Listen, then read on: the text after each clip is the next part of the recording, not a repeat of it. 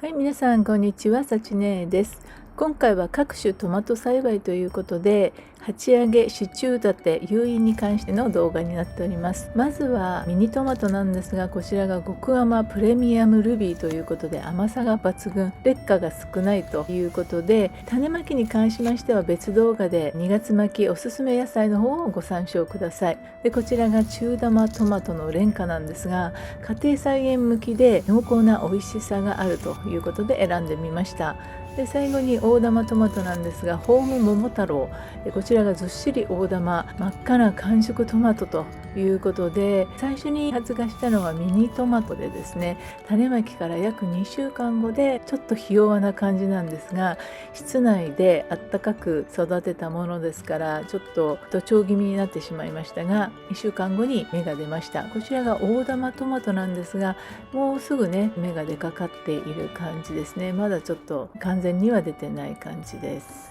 まだお辞儀してて出てきてないけど、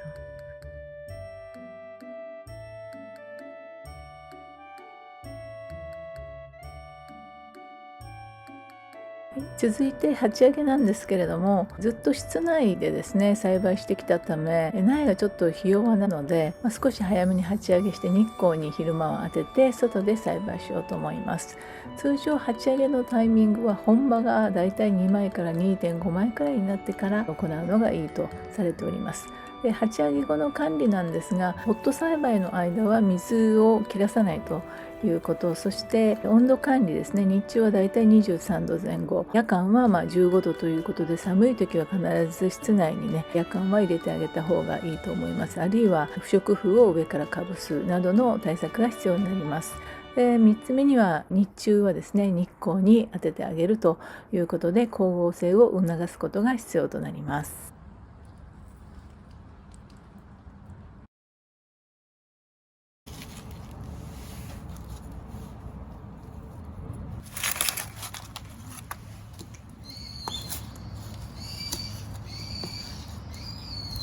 中玉トマト、全然ミニトマトと一緒だね。全然可愛がない。どっちがどっちか分かんなくなっちゃうね。はい、大玉植え替え。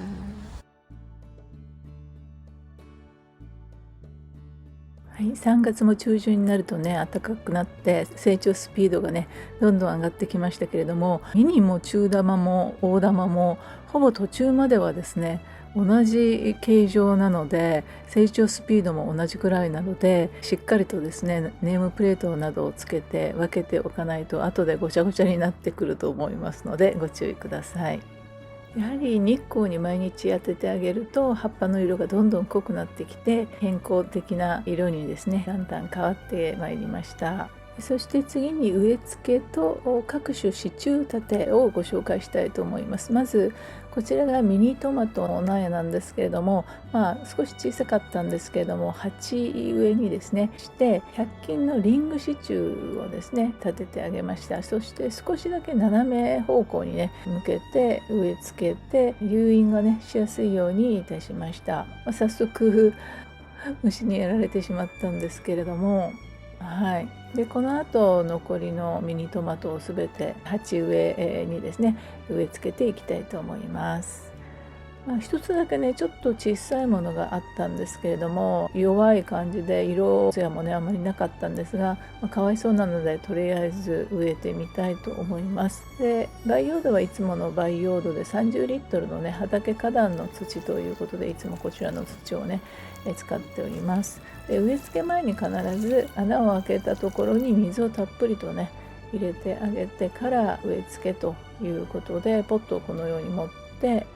そのまま土ごと植えてあげます。鉢で育てるメリットとしては、長雨とかがね嫌いなトマトに関しては、大雨が降りそうな時とかね台風が来たりする時なんかは土間の方にね持って行ったりとかして、雨の降らない軒下とかに移動が簡単にできるということもあって、ミニトマトはいつもねできるだけ重さの軽い鉢でですね栽培しております。今回はね中玉とか大玉も加わってきて、全てを鉢でやるっていうことができなかったので、で、とりあえずミニトマトだけを全て鉢で育てようと思いました。で定食する際の苗っていうのは本来ですと本葉が7、8枚の頃で第一花房の花が咲き始めている苗がいいとされています。目安としては55日から65日の育苗期間が必要だということなんですけれども、丸い鉢植えに植える場合はいつもこの100均のダイソーさんでね買ったリング支柱を使ってるんですが、大中小といろいろサイズがあるので便利ですし、小さいものでもぐるぐる仕立てにして巻くとですね3メートルくらいはトータルで巻けるので、特に狭いスペースの場合におすすめです。でぐるぐる仕立て最初のうちはね難しいかもしれないんですけれども、ある程度慣れてくるとですね逆にこちらの方がしっくりバラバラにならずにね綺麗に仕立てることができて、高さもねそんなに出ないのですっきりまとまるので、私はいつもこの方法をですねとっております。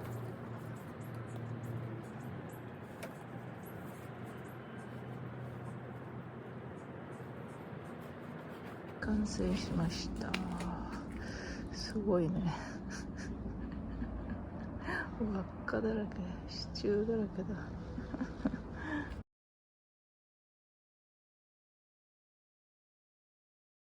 でこちらの方がですね中玉トマトということでプランター植えをしていくんですけれども、それプラス100均のダイソーさんで買ったリング支柱を先ほど見たものと同じものですね、そちらの方を取り付けていきます。で1つのプランターに2つですね、1つでもいいんですけども2つぐらいだったら植えれると思いますので、少し離してこのような形で植え付けていきます。植え付け後はたっぷりとお水をあげてください。でこんな感じで2つですねリング支柱を取り付けます。でもう一方はですねジョイント付きの支柱、後でお見せしますけれどもそちらをつけていきます。でトマトを植える時は必ず私はこのような形でスイートバジルもですねコンパニオンプランツとして2箇所ぐらいですかね間に植えていくようにしています。でこちらがジョイント付きの支柱なんですが、ちょっと名前の方が何というかわからないんですが、で雨の日はですね防虫ネットで直接雨水がですね当たらないようにしています。あと防虫ネットを利用した支柱なんかも取り付けています。ここに中玉トマトを植えたいと思います。はい、ということでいろんなところに中玉トマトをですねあちこちに植えているんですが、こちらは畑にですね、2株だけ場所があったのでこちらをちょっと植えてみようと思います。で夏はですねナス科の植物が非常に多いので、プランターや鉢の場合は土を全部変えるのでいいんですが、畑の場合はね連作障害がちょっと心配なんですが、一応大部分は土を変えるように今のところしています。でこちらがですねダイソーさんのトマト支柱を取り付けております。これから支柱を作っていきます。はい、でこちらが大玉トマトの植え付けなんですが、プランターの方にですね防鳥ネットを使った支柱をですね立てていくんですけれども、最初に土を入れる前に組み立てていきます。プランターの底の部分にですね穴がいくつか開いてまして、その穴に支柱を差し込むというか、そうすることでその後にですね土を入れることでしっかりと固定できるので、台風などが来るといけないので、私はこの防鳥ネットをする際はですね何か立てかける壁とか戸があるところにやります。単独ではちょっと厳しいので、風なんかが吹くとですね弱いので、支柱のサイズはですねイボ竹のようなちょっと太いサイズのものが本当はベストなんですが、これしかちょっとなかったので簡易的に作っておりますけれども、いずれにしてもどこかで固定した方がいいと思います。でこんな感じで穴に差し込んだ状態で防鳥ネットをですね入れ込みます。でこの後に土を入れるという形で作っていきます。中はこんな感じですね。ちょうど穴がねたくさん開いてるんですね。この排水の穴がですね、でそこに差し込むようにしています。で一旦こういうネットでですね支柱を作っておけば、つる系の植物、例えばゴーヤとかキュウリとかですね、豆系のスナップエンドウとかそういったものにもですね翌年とかですね、違う時期に使えますので、一旦作っておけばですね便利に使えると思います。じゃあ大玉トマトを入れてきます。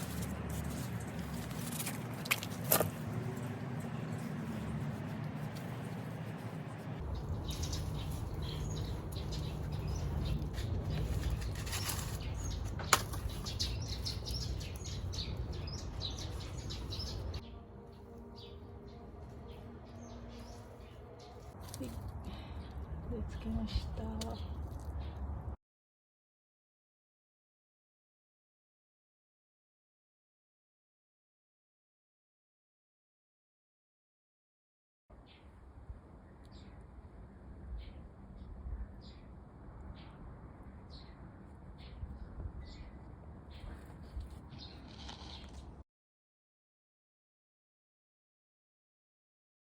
そして最後に大玉トマトを畑の方にね植えまして、180センチぐらいありますイボダケタイプの支柱を取り付けていきます。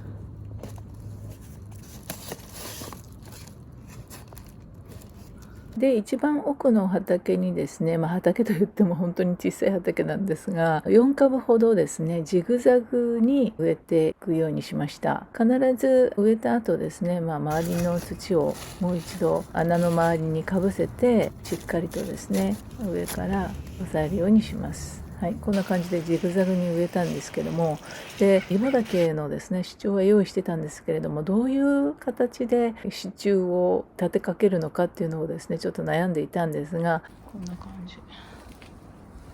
やはり3本でですね支柱を組んだ方が安定しますし、それだけではちょっとグラグラしていたので、余っていたちょっと短かったんですけれども、横にして橋をかけた形で固定すると結構ねしっかりと立ってくれましたので、これはおすすめだと思います。はい、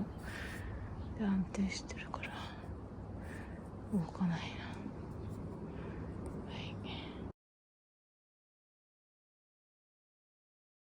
そして最後に誘引作業なんですが、これはどのトマトも一緒なんですけれども、ある程度高さが出てからやった方がやりやすいと思います。割り箸とかですね、細い枝で構わないと思うんですけれども、それを使ってトマトの枝をですねネットの方に誘引させます。枝に固定させるのは麻紐なんかで構わないと思います。最初にトマトの茎の方から始めていただいて、8の字をですねかけてクロスして枝とかですね割り箸の方に固定していただければと思います。でこのクロスすることによってある程度余裕がですね持てますので、直接結ぶよりもアローワンスが出るというか許容範囲がですね出てくるので、私はいつもここ蝶々結びにしていつでも取り外して違うところに結べるようにしております。こんな感じでちょっとゆるゆるですけれども結びつけております。で途中がねクロスした形でこのような形で結んでいきます。こうしておけばですね強風が吹いても枝が振られてダメージを受けたりしませんので、早めに固定しておくことをお勧めします。本日は以上となります。どうもご視聴ありがとうございました。